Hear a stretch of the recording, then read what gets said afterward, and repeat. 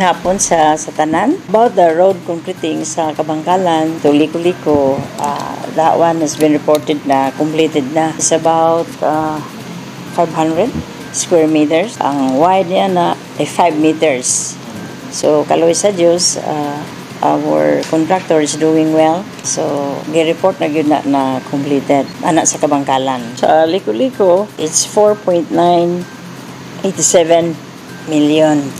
Kaya supposed to be 5.8 million, pero ang 1 million is for our evacuation center for the Sevilla Elementary Evacuation Center. So, mo nang 4.9 na lang para sa Liko-Liko. So, the project just started. Pagpanggasugod na. The same thing, 5 meters po ang talap doon. Kadugtong na sa Bangkalan, pero magsugod na dito sa Liko-Liko Barangay Hall. So, hoping na magkakonek na ang mga concreting to Liko-Liko to Cabancalan. Pero it's still not enough. Kaluyan sa Diyos kung matagaan pa may other funding, madugtong na yun na sila. But at this time, that Liko-Liko funding, dili ra gyud makaabot kay doon na may riprap good sa dako gasto sa pag-riprap gikan sa Barangay Hall sa Liko-Liko. Doon na po binis sa poblasyon, 8 million na. Almost 8 million pero ongoing pa. May asphalt overlay and road widening dito sa Brgy area. So hoping ma-widen na gamay. That road is connecting going to the church and then asphalt overlay going to the public market. I-widen po na gamay so that our road going from the church to the public market malami-lami po ang view. So, ongoing pa na karon is about, I think, 60% pa. 60%. So, let's hope nga, mahuman na yun na karon early this year. In reality, gibanto balaman.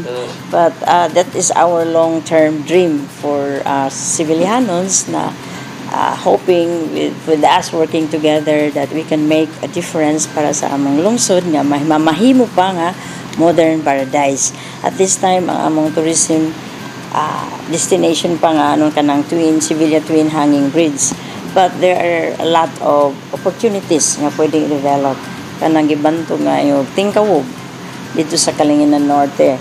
So that is a very nice view, and our river also beyond that is really nice kung ma-develop.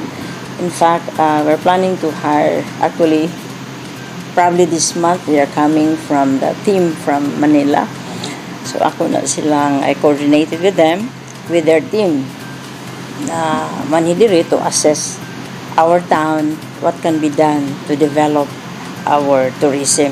There's a cave also, we have a big cave na pwedeng i-develop ari sa Liko-Liko. But ang among river gyud, if it can be developed, it is really nice if it can be developed because we have a long river, wider, pero it will involve a lot of money pa. So I asked for a consultant, a tourism consultant, na sila na lang muhimo sa plan, our tourism plan, what can be done for Sevilla. So, but we budgeted with our 20% for the fee. Kay mao gyud na importante kay dili kuno matagaan if we don't have that. So once we have that, so my information was advanced, you have that, Mayor, then funding would be easy to request from at the national level. And then it is also the goal of our governor right now. He wants that Bohol will be a world-class tourism destination.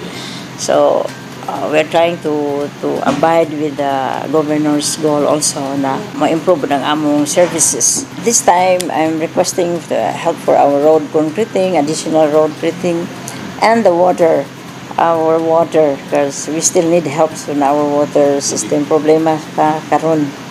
But if it's well planned and well developed, I think we can be better off kasi they said that we have a good source of water, but yet it needs to be developed. It needs funding.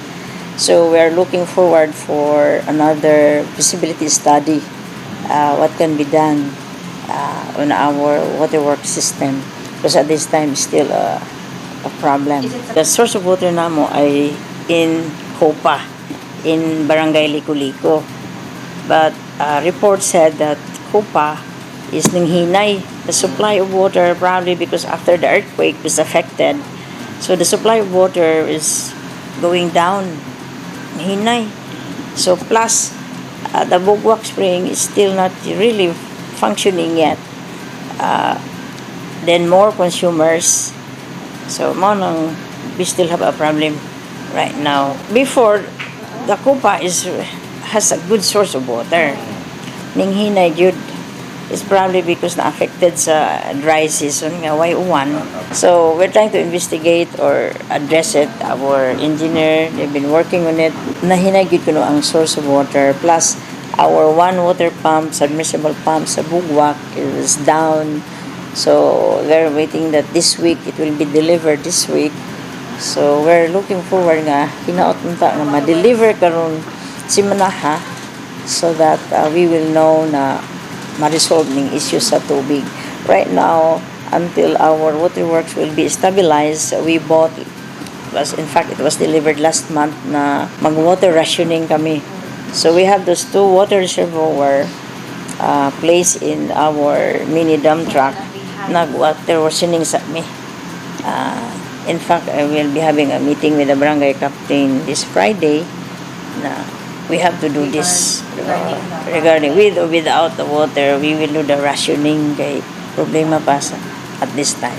Happy New Year to everyone, to my family here and abroad, especially to my family abroad.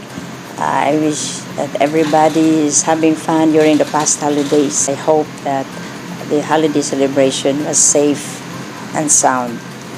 First of all, I would like to give thanks sa atong provincial government for all the help that extended to our municipality in Sevilla. Looking forward na they will give more developments sa atong lungsod sa Sevilla. Okay, we really need help from the provincial up to the national level. Thanks in advance, especially to Governor Yap. His ambition for Bohol is very, very meaningful, and I think true commitment na he wants Bohol to be a world-class tourism destination.